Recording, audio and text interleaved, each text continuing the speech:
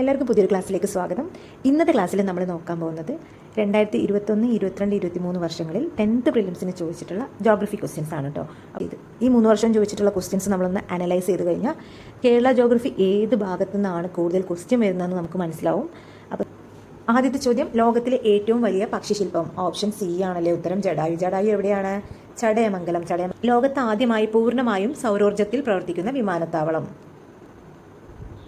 ഉത്തരം എന്താണ്?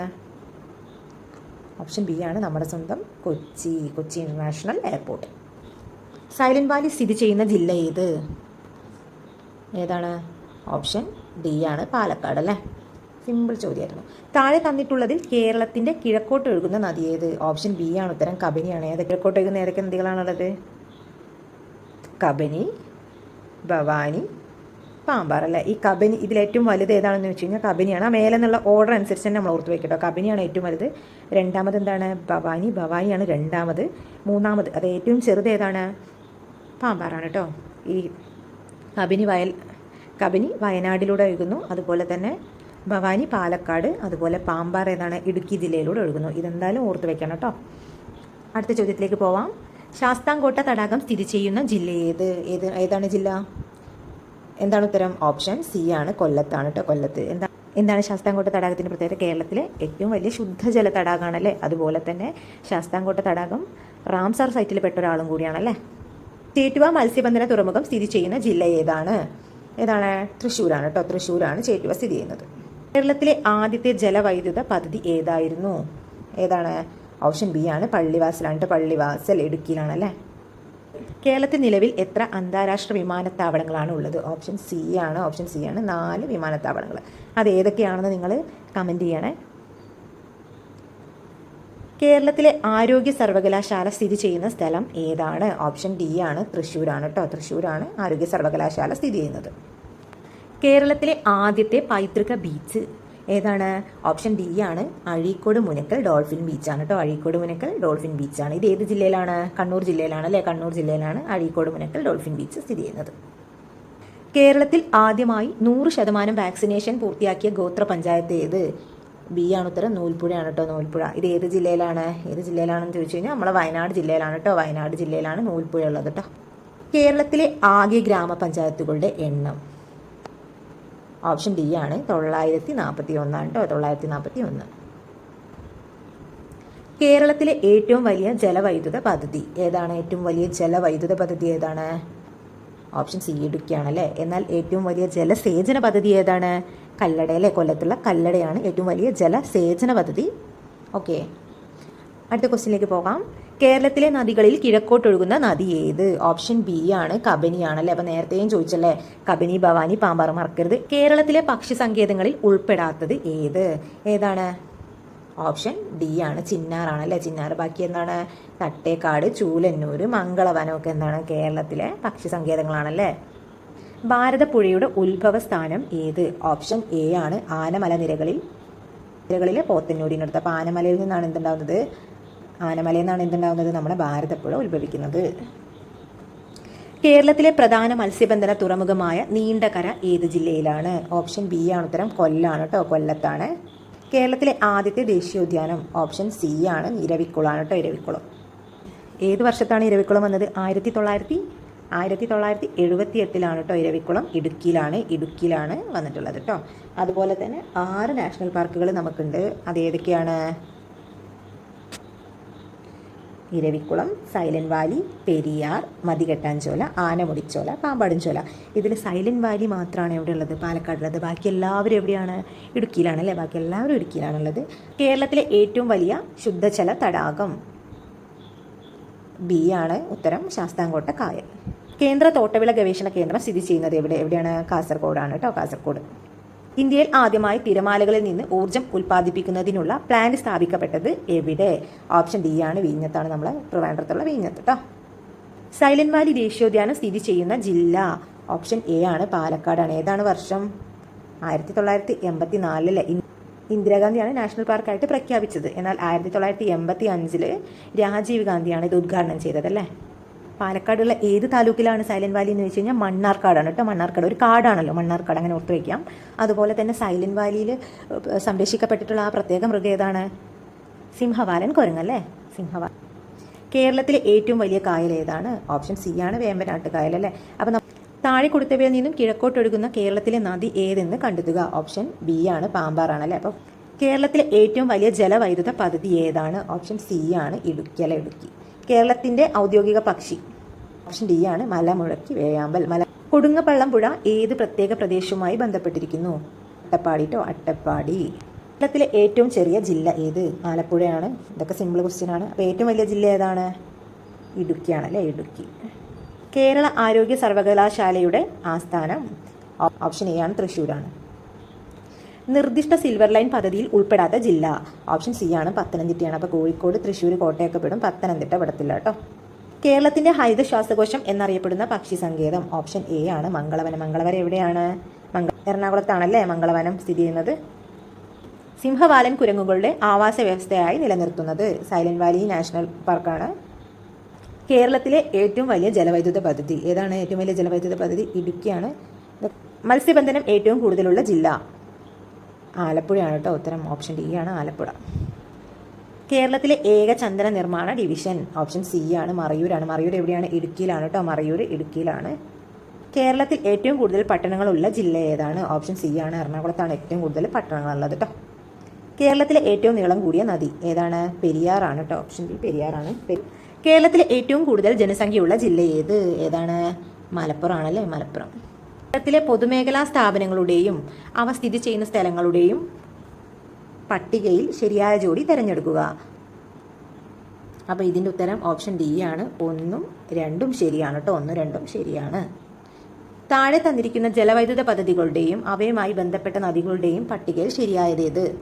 ഉത്തരം എ ആണ് കേട്ടോ. എ ആണ് 2ഉം 3ഉം. കേരളത്തിലെ നദികളും അവയുടെ ഉത്ഭവസ്ഥാനവും അടിസ്ഥാനമാക്കി ശരിയായ ഉത്തരം കണ്ടെത്തുക. ഇതിൽ ഓപ്ഷൻ ബി ആണ്.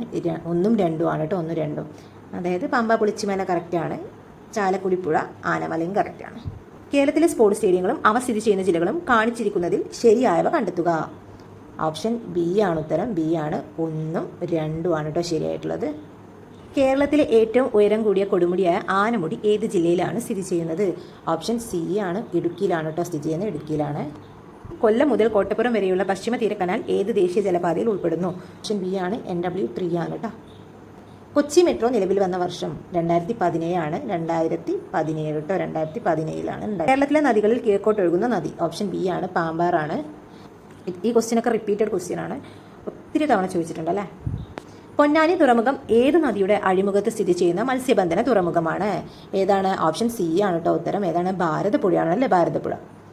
കേരളത്തിലെ ആധുനിക വ്യവസായങ്ങളുടെ വളർച്ചയെ ത്വരിതപ്പെടുത്തുന്ന പള്ളിവാസ ജലവൈദ്യുത പദ്ധതി സ്ഥിതി ചെയ്യുന്നത് ഏത് ജില്ലയിലാണ്? ഓപ്ഷൻ ഡി ആണ്. ഇടുക്കിയാണല്ലേ, ഇടുക്കി. വംശനാശം സംഭവിച്ചുകൊണ്ടിരിക്കുന്ന വരയാടുകളെ സംരക്ഷിക്കുന്ന കേരളത്തിലെ ദേശീയ ഉദ്യാനം ഏത്? ഓപ്ഷൻ എ ആണ് ഇരവിക്കുളം. ഇരവിക്കുളം എവിടെയാണ്? ഇടുക്കിയിലാണല്ലേ, ഇടുക്കിയിലാണ്. അതുപോലെ തന്നെ നമ്മുടെ സിംഹവാലൻ കുരങ്ങുകൾ എവിടെയാണ്? പാലക്കാടുള്ള സൈലന്റ് വാലിയിൽ. കേരളത്തിലൂടെ കടന്നു പോകുന്ന ദേശീയപാത 183 ബന്ധിപ്പിക്കുന്ന സ്ഥലങ്ങൾ ഓപ്ഷൻ ഡി ആണ്. ദിണ്ടിഗൽ കൊല്ലത്താണ് കേട്ടോ. ദിണ്ടിഗൽ. കേരളത്തിലെ സ്വപ്ന പദ്ധതിയായ വിഴിഞ്ഞം തുറമുഖം ഏത് താലൂക്കിലാണ് സ്ഥിതി ചെയ്യുന്നത്? ഓപ്ഷൻ ബി ആണ്. തിരുവനന്തപുരത്തുള്ള നെയ്യാറ്റിൻകര താലൂക്ക് കേട്ടോ. നെയ്യാറ്റിൻകര ഗോപൻ ആലോചിച്ചാൽ മതി കേട്ടോ. കേരളത്തിൽ ബ്രിട്ടീഷുകാർ നിർമ്മിച്ച ആദ്യത്തെ റെയിൽവേ പാത ഏതാണ്? ഓപ്ഷൻ ബി ആണ്. ബേപ്പൂർ മുതൽ തിരൂർ വരെ കേട്ടോ. ഓപ്ഷൻ ബി ആണ്. ബേപ്പൂർ മുതൽ തിരൂർ വരെ. സമുദ്രനിരപ്പിൽ നിന്നും 7.5 മീറ്റർ മുതൽ 75 മീറ്റർ വരെ ഉയരമുള്ള കേരളത്തിന്റെ ഭൂപ്രകൃതി വിഭാഗം ഓപ്ഷൻ ബി ആണ്. ഇടനാടാണ് കേട്ടോ ഉത്തരം. ആലപ്പുഴ, കോട്ടയം, എറണാകുളം ജില്ലകളിലായി വ്യാപിച്ചു കിടക്കുന്ന കായൽ ഓപ്ഷൻ എ ആണ്. വേമ്പനാട്ട് കായലാണ് അല്ലെ, വേമ്പനാട്ട് കായൽ. താഴെ പറയുന്നവയിൽ റെയിൽവേ ഇല്ലാത്ത ജില്ല ഏതാണ്? ഓപ്ഷൻ ഡി ആണ്. വയനാട്. വയനാട്ടിലും ഇടുക്കിയിലും എന്തില്ല? വയനാട്ടിലും ഇടുക്കിയിലും റെയിൽവേ ഇല്ല അല്ലേ, വയനാട്ടിലും. കേരളത്തിലെ ദേശീയ ജലപാത ഇതും റിപ്പീറ്റഡ് ക്വസ്റ്റ്യൻ ആണ്. ഓപ്ഷൻ സി ആണ്. NW3. വടക്കു കിഴക്കൻ മൺസൂൺ മഴക്കാലം കേരളത്തിൽ ഏത് പേരിലാണ് അറിയപ്പെടുന്നത്? ഓപ്ഷൻ സി ആണ്. തുലാവർഷം അല്ലെ, തുലാവർഷം. മറ്റേത് സൗത്ത് വെസ്റ്റ് മൺസൂൺ എന്താണ് കേരളത്തിൽ അറിയപ്പെടുന്നത്? കാലവർഷമാണ്. ഇതെന്താണ്? തുലാവർഷം അല്ലെ, തുലാവർഷം. Indo Norwegian fisheries community project ഏതാണ്? ഓപ്ഷൻ സി ആണ്. നീണ്ടകര പ്രൊജക്റ്റ് ആട്ടോ. അപ്പം നീണ്ടകര, നോർവേ രണ്ടിലൊരു ഞാൻ ഉണ്ടല്ലോ, അങ്ങനെ അത് കണക്ട് ചെയ്ത് വെക്കുക കേട്ടോ. കേരളത്തിലെ ആദ്യത്തെ റെയിൽപാത നിർമ്മിച്ച വർഷം 1861 ഓപ്ഷൻ എ ആണ് ഉത്തരം. 1861. കേരളത്തിലെ കടൽ തീരത്തിന്റെ ദൈർഘ്യം എന്ത്? ഓപ്ഷൻ ഡി ആണ് ഉത്തരം. 580 കിലോമീറ്റർ. അപ്പോൾ കേരളത്തിന്റെ തെക്ക് വടക്ക് നീളം എന്താണ്? അത് 560 കിലോമീറ്റർ ആണ്. കേരളത്തിലെ കിഴക്കോട്ട് ഒഴുകുന്ന നദികളുടെ ശരിയായ ജോഡി താഴെ കൊടുത്തിരിക്കുന്നവയിൽ നിന്നും തിരഞ്ഞെടുക്കുക. എന്താണ് ഓപ്ഷൻ സി ആണ് 2 3 അല്ലെ 2 3 ആണ് കേട്ടോ.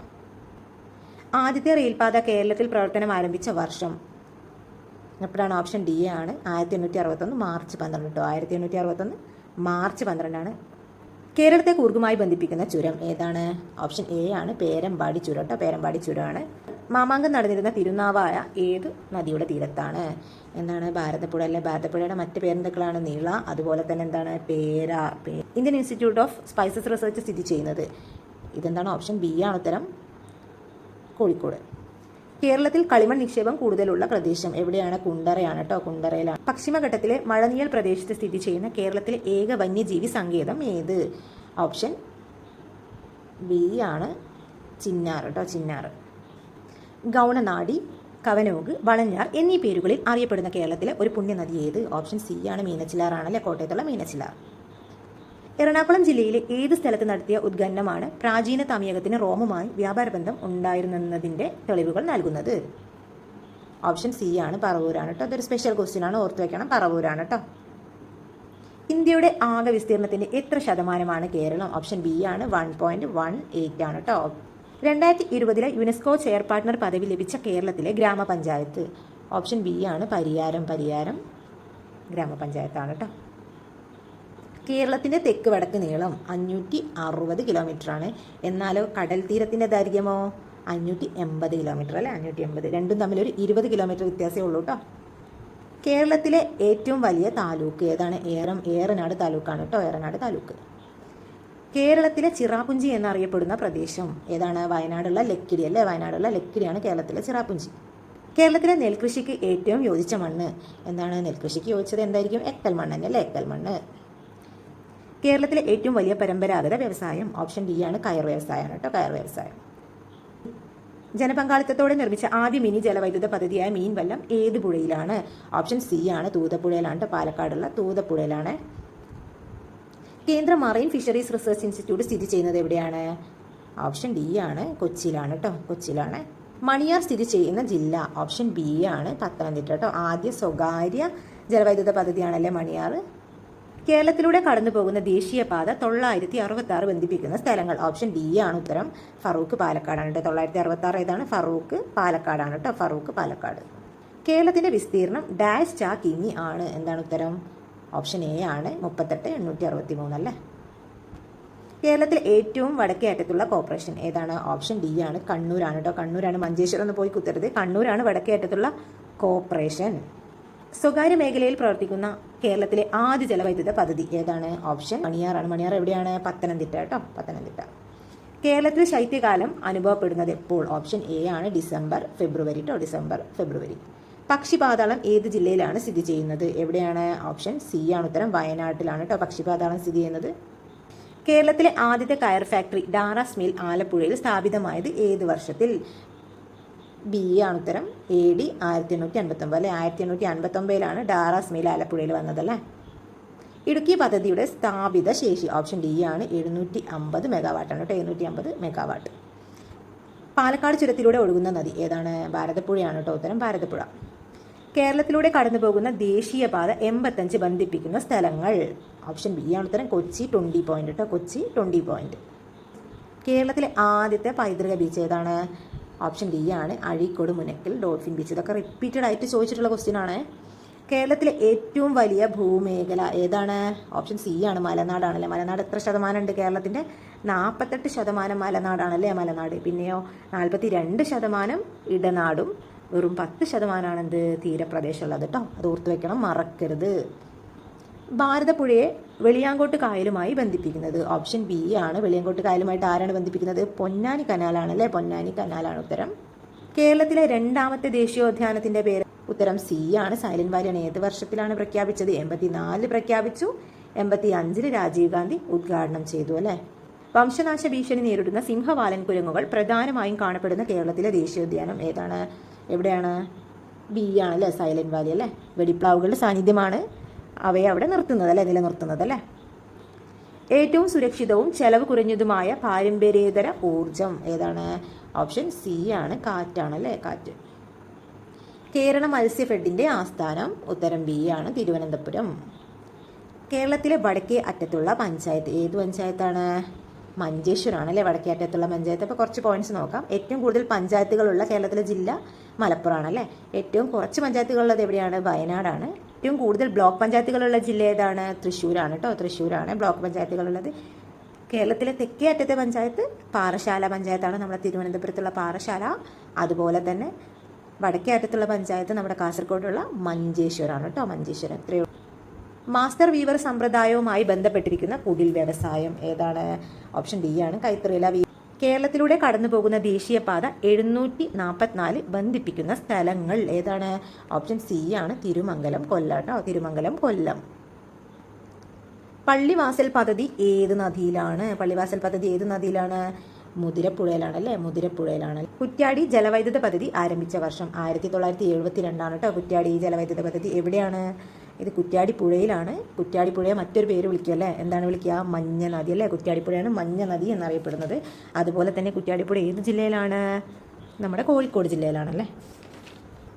കേരളത്തിൻ്റെ വടക്കു ഭാഗത്ത് സ്ഥിതി ചെയ്യുന്ന സംസ്ഥാനം? സിമ്പിൾ ക്വസ്റ്റ്യൻ ആയിരുന്നു അല്ലേ. കർണാടക. കേരളത്തിൽ സ്വർണ്ണ നിക്ഷേപം കൂടുതലുള്ള സ്ഥലം ഏതാണ്? നിലമ്പൂരാണ് കേട്ടോ. നിലമ്പൂരാണ്. ഏത് നദി എന്ന് ചോദിച്ചാൽ നമ്മൾ എന്ത് പറയണം? ചാലിയാറാണ് കേട്ടോ. ചാലിയാർ. അപ്പോൾ 10th പ്രിലിംസിന് കഴിഞ്ഞ 3 വർഷങ്ങളായിട്ട് ചോദിച്ചിട്ടുള്ള ജോഗ്രഫി റിലേറ്റഡ് ക്വസ്റ്റ്യൻസ് ആണ് നമ്മളിപ്പോൾ നോക്കിയിട്ടുള്ളത്. അപ്പോൾ ഏകദേശം നിങ്ങൾക്ക് മനസ്സിലായി കാണുമല്ലോ ഏതൊക്കെ ഏരിയയിൽ നിന്നാണ് ക്വസ്റ്റ്യൻസ് വന്നിട്ടുള്ളത്, റിപ്പീറ്റഡ് ആയിട്ട് വന്നിട്ടുള്ളതെന്നൊക്കെ നമുക്ക് മനസ്സിലായി കാണുമല്ലേ. ഏതൊക്കെയാണ്? കേരള നദികളും കായലുകളും ഇമ്പോർട്ടൻ്റ് ആണ്. അതുപോലെ തന്നെ വന്യജീവി സംരക്ഷണ കേന്ദ്രങ്ങൾ, നാഷണൽ പാർക്കുകൾ, അതുപോലെ തന്നെ എന്താണ് പക്ഷി സങ്കേതങ്ങൾ, കേരളത്തിൻ്റെ ജോഗ്രഫിക്കൽ ഫീച്ചേഴ്സ് അതും ചോദിച്ചിട്ടുണ്ട് കേട്ടോ. അപ്പോൾ ജനപദ്ധതികൾ, ജലവൈദ്യുത പദ്ധതികൾ, അതുപോലെ തന്നെ ട്രിബ്യൂട്ടറീസ്, നദികളുമായിട്ട് ബന്ധപ്പെട്ടിട്ടുള്ള ഏരിയകൾ, അതായത് സിറ്റികൾ, ഇതെല്ലാം ചോദിച്ചിട്ടുണ്ട്. അപ്പോൾ ഇതുപോലെ തന്നെ ടോപ്പിക് വൈസ് ആയിട്ട് നമ്മൾ PYQ ക്ലാസ്സുകൾ ചെയ്യുന്നതാണ്. നമ്മൾ ഈ PYQ ചെയ്യുന്നത് എന്തിനാണ്? PYQ ചെയ്ത് കഴിയുമ്പോൾ നമുക്കൊരു ഐഡിയ കിട്ടുമല്ലേ, ഏത് ഏരിയയിൽ നിന്നാണ് ക്വസ്റ്റ്യൻസ് ഫോക്കസ് ചെയ്ത് വരിക എന്നുള്ളൊരു ഐഡിയ കിട്ടും. അപ്പോൾ നമ്മൾ റാങ്ക് ഫയലൊക്കെ എടുക്കുമ്പോൾ നമുക്കറിയാം ഇന്ന ഏരിയയിൽ നിന്നാണ് ക്വസ്റ്റ്യൻ വരിക, ഈ ഏരിയ ഫോക്കസ് ചെയ്ത് നോക്കണം, അങ്ങനെ ഒരു ഐഡിയ നമുക്ക് കിട്ടുമല്ലേ. അപ്പോൾ നമ്മൾ ഇത്രയും PYQs നോക്കിയില്ല, അപ്പോൾ അതും നമ്മളെ മൈൻഡിൽ കിടക്കുന്നുണ്ടാവില്ലേ. അപ്പോൾ നമുക്ക് ഈസി ആയിട്ട് 10th പ്രിലിംസ് ക്രാക്ക് ചെയ്യാൻ പറ്റും. ഇനി നിങ്ങൾക്കുള്ള ക്വസ്റ്റ്യനാണ്, കേരളത്തിലെ ഏറ്റവും വലിയ ജില്ല ഏതാണ്? പെരിയാർ വന്യമൃഗ സങ്കേതം ഏത് ജില്ലയിൽ സ്ഥിതി ചെയ്യുന്നത്? കേരളത്തിലൂടെ കടന്നു പോകുന്ന ദേശീയപാത 744 ബന്ധിപ്പിക്കുന്ന സ്ഥലങ്ങൾ? കേരളത്തിൽ ഏറ്റവും കുറവ് മഴ ലഭിക്കുന്ന പ്രദേശം? മറ്റൊരു ക്ലാസ്സിൽ വീണ്ടും കാണാം. അതുവരേക്കും നമസ്കാരം. Thank you.